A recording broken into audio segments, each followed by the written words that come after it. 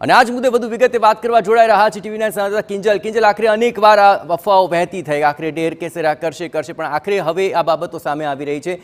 આખરે ફાયદા નુકસાનના જો ગણિતને સમજવા જઈએ, ઢેર જો આખરે કેસરિયા કરે છે, કોંગ્રેસને કેટલું મોટું નુકસાન અને ભાજપને સીધી રીતે આખરે શું ફાયદો આપ જોઈ રહ્યા છો કિંજલ?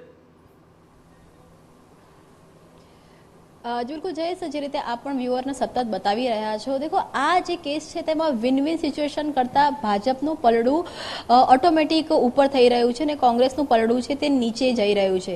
अमरीश डेर एकमात्र एवो युवा नेता के जे जेमने विधानसभानी चूंटणी पहेला पण भाजपमां लाववाना प्रयास थया हता, परंतु जे ते समये ते भाजपमां आववाथी इनकार कर्यो हतो। अमरीश डेर एकमात्र एवो कांग्रेसनो युवा नेता के जेने भाजप तरफथी पण जे ते समये जाहेर मंच उपरथी प्रदेश प्रमुख द्वारा एवुं कहेवामां आव्युं हतुं के भाजपमां आवता आवता अमरीश डेर रही गया, एटले के जे तेमनी विस्तारनी अंदर तेमनी जे ताकत छे, तेमनी जे लोकचाहना छे तेनाथी सौ लोको वाकेफ छे। अमरीश डेर कांग्रेस अने भाजप करता अमरीश डेरनुं पोतानुं जे व्यक्तित्व हतुं, पोताना कारणे तेमणे एक जे आहिर समाजनी वात होय के अन्य समाज होय पोतानी जोड़े जोड़ी राख्या हता। રાજુલાની વાત કરવામાં આવે તો રાજુલાની અંદર જે કોળી આહિર સમાજનું જે સમીકરણ હતું એ જે પોલરાઇઝેશન થયું તેના કારણે હીરા સોલંકી હતા તેમની જીત થઈ, પરંતુ ખૂબ મોટું નુકસાન ચોક્કસ કોંગ્રેસને કહી શકાય કે અમરીશ ડેરના લીધે જે જેટલા લોકો તેમ સાથે જોડાયેલા હતા, કેમ કે જો આપ જીત અને હારની માર્જિન જુઓ તો ખૂબ એટલો મોટો ખાસ મોટો ફરક નથી, પરંતુ જે રીતની આખી જે રાજુલા વિધાનસભાની વાત કરવામાં રાજુલા વિધાનસભામાં અમરીશ ડેરની જે પકડ હોવી અથવા તો આહિર સમાજમાં જે તેમની પકડ હોવી અને તેના કારણે જે તે લોકસભાની અંદર જે આખી ઇફેક્ટ થાય છે, તો ચોક્કસ એ દેખવામાં આવી રહ્યું છે કે બીજેપી માટે લોકસભાની ચૂંટણીને લઈને જે 5 લાખની લીડની વાત છે તેને લઈને અમરીશ ડેરના લીધે ભાજપને ચોક્કસ ફાયદો થઈ શકે, પરંતુ અમરીશ ડેરને કયા કમિટમેન્ટ કરવામાં આવ્યા છે,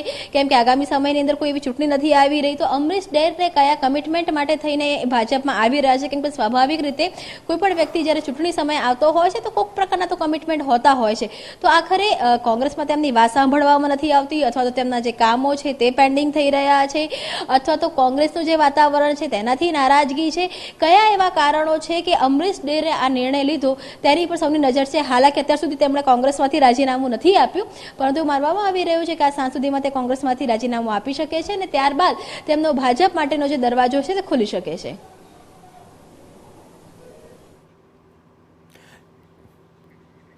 બિલકુલ કિંજલ, જોડાયેલા રહેજો અમારી સાથે। પણ હાલ સૌથી મોટી બાબત એ જ છે કે આખરે એવું કયું કારણ છે કે જેને લઈને આખરે અમરીશ ડેર કોંગ્રેસ છોડશે અને ભાજપની અંદર જોડાશે?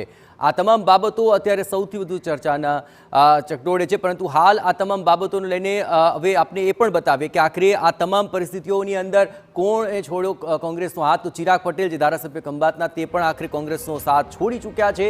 એ ઉપરાંત અન્ય એવા નેતાઓ પણ છે કે જેઓ પણ હાથનો સાથ છોડીને આખરે ભાજપમાં જોડાઈ ચૂક્યા છે, જેમાં ચિરાગ પટેલ સૌથી પહેલું નામ હતું। ત્યારબાદ વિજાપુરના ધારાસભ્ય CJ ચાવડા તેઓ પણ આખરે ભાજપની અંદર જોડાઈ ગયા। એ ઉપરાંત ચિરાગ કાલરિયા પૂર્વ ધારાસભ્ય જામજોધપુર તેમણે પણ આખરે ભાજપનો સાથ અપનાવી લીધો। નારણ રાઠવા પૂર્વ સાંસદ છોટા ઉદેપુરના તેમણે પણ આખરે કોંગ્રેસનો સાથ છોડી દીધો। બાલકૃષ્ણ પટેલ પૂર્વ ધારાસભ્ય ડભોઈ તેમણે પણ આખરે કોંગ્રેસનો સાથ છોડ્યો। ગોવા રબારી પૂર્વ ધારાસભ્ય ડીસા તેમણે પણ આખરે કોંગ્રેસનો સાથ છોડી દીધો છે। આની અંદર નામ વધુ એક જોડાયું જોતાભાઈ પટેલ જે ધાનેરાના પૂર્વ ધારાસભ્ય તેમણે પણ આખરે હાથનો સાથ છોડ્યો છે।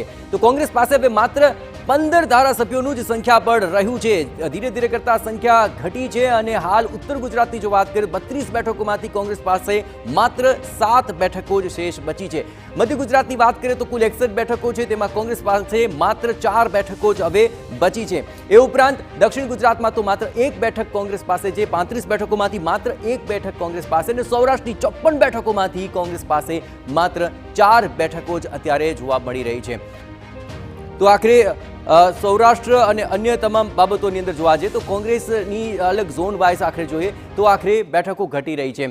કિંજલ, આ જે પરિમાણ અત્યારે સામે આવી રહ્યા છે, એક બાદ એક કરતા તમામ કોંગ્રેસના ધારાસભ્યો અને મહત્વપૂર્ણ નેતાઓ અને કાર્યકર્તાઓ જ્યારે છોડી રહ્યા છે કોંગ્રેસનો સાથ અને લોકસભાની ચૂંટણીના પરિપ્રેક્ષ્યમાં જો જોઈએ તો કોંગ્રેસનું ઘટતું આ સંખ્યાબળ કેટલો મોટો કોંગ્રેસને ફટકો આપશે અને ભાજપ માટે આખરે વિન વિન સિચ્યુએશન કેટલી સરળ બની જશે? સ્વાભાવિક રીતે જયેશ, જે રીતે કોંગ્રેસ સંખ્યાબળ ઘટી રહ્યું છે તેના કારણે જે મોરલ હોય છે, કોઈ પણ પાર્ટીના મોરલ ઉપર સીધી અસર થતી હોય છે. આપ જુઓ કે ભાજપની અંદર જે રીતે લોકસભાએ સૌથી પહેલા કહી શકાય કે જે મધ્યસ્થ કાર્યાલય છે તે ઉમેદવારોના નામની જાહેરાત પહેલા શરૂ કરી દીધા. ચૂંટણી કમિશન દ્વારા હજુ જાહેરાત કરવામાં આવે તેની પહેલા ભાજપે દેશભરની અંદર 150થી વધારે નામો છે તેની જાહેરાત કરી દીધી. બીજી તરફ જે રીતે કોંગ્રેસમાં એક પછી એક ભંગાણ થઈ રહ્યું છે તેના કારણે ગુજરાતમાં જે પરિસ્થિતિ છે કે 26 બેઠકોમાં કોંગ્રેસ પાસે 26 મોટા ચહેરાના નામ નથી લડવા માટે. જે રીતની માહિતી મળી છે તે પ્રમાણે જે અત્યારે વર્તમાન ધારાસભ્યો છે કે જેમને પણ પાર્ટી દ્વારા ચૂંટણી લડવાની કહેવામાં આવી તેની અંદર શૈલેષ પરમારનો સમાવેશ થાય છે, તેની અંદર જિગ્નેશ મેવાણીનો સમાવેશ થાય છે. એવા ચહેરા કે જેમને પાર્ટી આલા કમાન્ડે કીધું કે તમારે લોકસભાની ચૂંટણી લડવાની છે, તેમણે સ્પષ્ટતાથી ના પાડી દીધી. એટલે કહી શકાય કે ક્યાંક ને ક્યાંક વિપક્ષને નાસીપાસ કરવાની અથવા વિપક્ષને કમર તોડવાની જે આખી જે રણનીતિ છે ભાજપની તેમાં તે સફળ થઈ રહ્યું છે. પરંતુ બીજી તરફ આપ જુઓ કે જ્યારે કોંગ્રેસ મુક્ત ભારતની વાત થતી હોય છે તો ભાજપમાં મહદઅંશે કોંગ્રેસ યુક્ત ભાજપ જે છે તે થઈ રહ્યું છે. કે એના જો આપણે ઉદાહરણની વાત કરવામાં આવે તો વર્તમાન સરકારની અંદર જેટલા પણ કેબિનેટ પ્રધાન છે, કુંવરજી બાવળિયા કોંગ્રેસમાંથી ભાજપમાં આવ્યા, મંત્રી બન્યા. બળવંતસિંહ રાજપૂત કોંગ્રેસમાંથી ભાજપમાં આવ્યા, મંત્રી બન્યા. તો આ રીતની જે વાત કરવામાં આવે તો કોંગ્રેસમાંથી ભાજપ, હાર્દિક પટેલ તો કોંગ્રેસમાંથી ભાજપમાં આવ્યા, ધારાસભ્ય બન્યા. અલ્પેશ ઠાકોર કોંગ્રેસમાંથી ભાજપમાં આવ્યા, ધારાસભ્ય બન્યા. તો આ આખી જે વાત કરવામાં આવે કે આ જો બીજી તરફ આપ જુઓ કે જે કોંગ્રેસનું સંખ્યાબળ છે તે ભાજપમાં ધીરે ધીરે વધી રહ્યું છે. અત્યારની પરિસ્થિતિની અંદર ભાજપમાં ચોક્કસ એવું કહેવામાં આવે છે કે શિસ્તબદ્ધ પાર્ટી છે અને તમામ લોકો સંયમ ભગા બારટ લાસ્ટ ટાઈમ વિધાનસભાની ચૂંટણી પહેલા કોંગ્રેસમાંથી ભાજપમાં આવ્યા અને તે કહી શકાય કે ચૂંટણી લડ્યા અને ધારાસભ્ય બન્યા. તો અત્યારે આપ જુઓ કે જો ભાજપની વાત કરો તો 156 ધારાસભ્યોમાં પણ કોંગ્રેસમાંથી ભાજપમાં આવ્યા હશે અને ધારાસભ્ય બન્યા હશે. તેમની એક આખી સ્ટ્રેન્થ છે તે જોવા મળી રહી છે. ભૂતકાળમાં હકુબા જાડેજા તે કોંગ્રેસમાંથી ભાજપમાં આવ્યા હતા, મંત્રી બન્યા હતા. જયેશ રાદડિયા કોંગ્રેસમાંથી ભાજપમાં આવ્યા હતા, મંત્રી બનાવવામાં આવ્યા હતા. તો ભાજપ દ્વારા ચોક્કસ જે રણનીતિ બનાવવામાં આવી રહી છે તેમાં બે જ એજન્ડા કામ કરી રહ્યા છે કે જે પરંપરાગત બેઠકો કોંગ્રેસની છે ત્યાંથી કોંગ્રેસના મજબૂત ચહેરાઓને ભાજપમાં લાવવામાં આવે તો તેના કારણે તે પક્ષનું જે નામો નિશાન છે જમીન ઉપરથી નીકળી જાય અને ક્યાંક ને ક્યાંક સાચું પણ થાય છે. કેમ કે જે તે સમયે તેમને ચૂંટણી લડાવવામાં આવે છે, મંત્રી બનાવવામાં આવે છે એટલે એ જે જગ્યા છે તે ભાજપની થઈ જાય છે. પરંતુ બીજી તરફ આપ જુઓ કે ભાજપની અંદર ભાજપ સિવાયના કે કોંગ્રેસમાંથી આવનારાની જે સંખ્યા છે તે વધી રહી છે.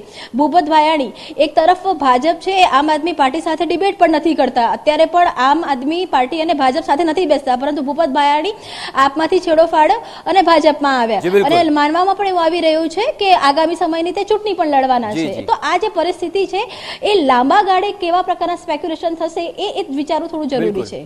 બિલકુલ કિંજલ, તમામ ગતિવિધિઓ પર આપ નજર રાખતા રહેજો. તો આખરે આ તમામ વિશ્લેષણ પરથી એ વાત તો સ્પષ્ટ છે કે જેમ જેમ આખરે કોંગ્રેસના ધારાસભ્યોની સંખ્યા પણ ઘટી રહ્યું છે, માત્ર 15 બચ્યા છે, આગામી સમયમાં 26 લોકસભા માટે લડવા માટે પણ ચહેરા શોધવા મુશ્કેલ બન્યા છે.